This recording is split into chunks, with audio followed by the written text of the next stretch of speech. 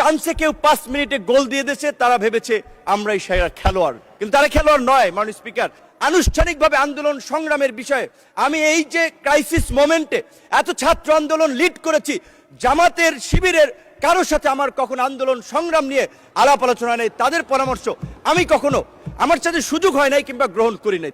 আমরা যে গত 17 বছর লড়াই সংগ্রাম করেছি, দেশের মানুষের মুক্তির সংগ্রামকে এগিয়ে নিয়েছি, আমরা সেটি জেনজির সাথে, তরুণ প্রজন্মের সাথে কানেক্ট করতে পারছি না, যার ফলে তারা হয়তো সঠিক বিষয়টা জানছে না। 2020 সালে দীর্ঘ 28 বছর পর অনুষ্ঠিত ঢাকা বিশ্ববিদ্যালয়ের ডাকসু নির্বাচনের ভিপি নির্বাচিত হয়ে ওই ডাকসুর কক্ষে বসেই সাক্ষাৎকারে বলেছিলাম, সরকারের পতন ছাড়া দেশের মানুষের মুক্তি নেই। 16 জুলাই 2020। মাননীয় স্পিকার, জুলাইয়ের 26 জুলাই 2024 বাংলা ট্রিবিউনের একটি নিউজ, সেখানে লেখা আছে আন্দোলনকারীদের দাবি দেওয়া লিখে দিয়েছিলেন নূর।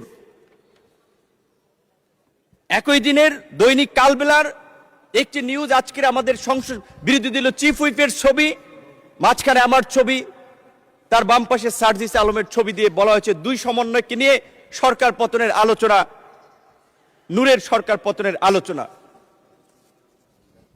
Bangla BD news 24.com 26 July সেতু ভবনের নাশকতা, নূর কারাগারে রিমান্ডে নির্যাতনের অভিযোগ, আন্দোলনকারীদের 8 দফা কর্মসূচি নুরুল হক নূর লিখে দিয়েছিলেন বলে তথ্য রয়েছে ডিবি তদন্ত কর্মকর্তা।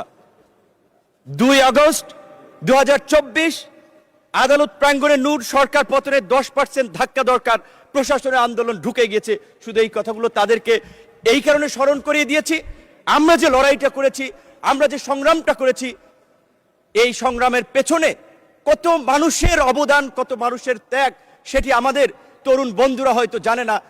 তারা হয়তো মনে করেছে ফুটবলের 90 মিনিটের খেলায় হয়তো চান্সে কেউ 5 মিনিটে গোল দিয়ে দিয়েছে, তারা ভেবেছে আমরাই সেরা খেলোয়াড়, কিন্তু তারা খেলোয়াড় নয়। মাননীয় স্পিকার, এই জুলাইয়ের 12 জুন 2024 আনুষ্ঠানিকভাবে যুগপৎ আন্দোলনের বৈঠকে বিএনপির গুলশান কার্যালয়ে আজকের বিএনপির মহাসচিব এবং একই সাথে স্থানীয় সরকার মন্ত্রী জনাব মির্জা ফখরুল ইসলাম আলমগীর, অর্থ পরিকল্পনা মন্ত্রী জনাব আমির খসরু মাহমুদ চৌধুরী সহ অন্যান্য আমাদের প্রতিনিধি দলে যারা ছিলেন, তাদের সাথে আলোচনায় বলেছিলাম এই ছাত্র আন্দোলনের স্ফুলিঙ্গ বারুদের মতো জ্বলে উঠবে, এই ছাত্রদের পাশে থাকতে হবে, আপনারা ছাত্র দলকে সেইভাবে নির্দেশনা দিন।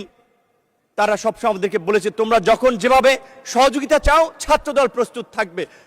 ভারতের শিলং অবস্থিত সালাউদ্দিন আহমেদ, আমি তাকে রেসপেক্ট করি, তার সাথে যে কয়েকবার কথা বলেছি, অত্যন্ত বিজ্ঞ লার্নেড মানুষ মনে হয়েছে।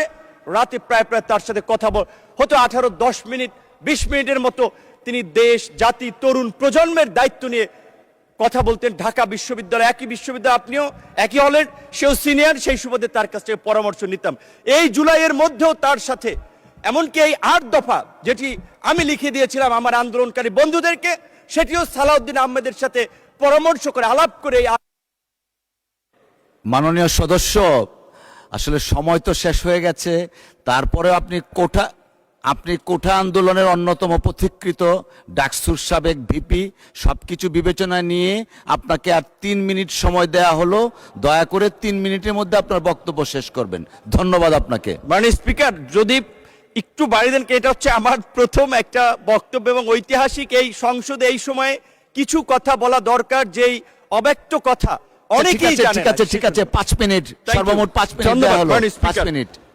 মাননীয় স্পিকার, আপনি জানেন আজকের সংসদ নেতা বিএনপির চেয়ারম্যান জনাব তারেক রহমানকে 111-এর বিরাজনীতিকরণ প্রক্রিয়ার অংশ হিসেবে দেশ তাকে বাধ্য করেছিল, কিন্তু সুদূর প্রবাসে নির্বাসিত থেকেও তিনি দেশের সাথে, দেশের নেতা কর্মীদের সাথেই শুধু ছিলেন না, অপর রাজনৈতিক দলের সাথেও সম্পৃক্ত ছিলেন। যেই কারণেই 2022 সালের 30 ডিসেম্বর আনুষ্ঠানিকভাবে 31টি দলকে নিয়ে সরকার ও শাসন ব্যবস্থা পরিবর্তনের 1 দফার যুগপৎ আন্দোলন সূচনা করেছিলেন। এবং আজকের আমাদের বন্ধুরা যে সংস্কারের কথা বলছে, সেই সংস্কার আমরা 2022 সালে 31 দফা রাষ্ট্র সংস্কারের 2023 রাষ্ট্র সংস্কারের সেই রূপরেখা দিয়েই আমরা আন্দোলন করেছিলাম।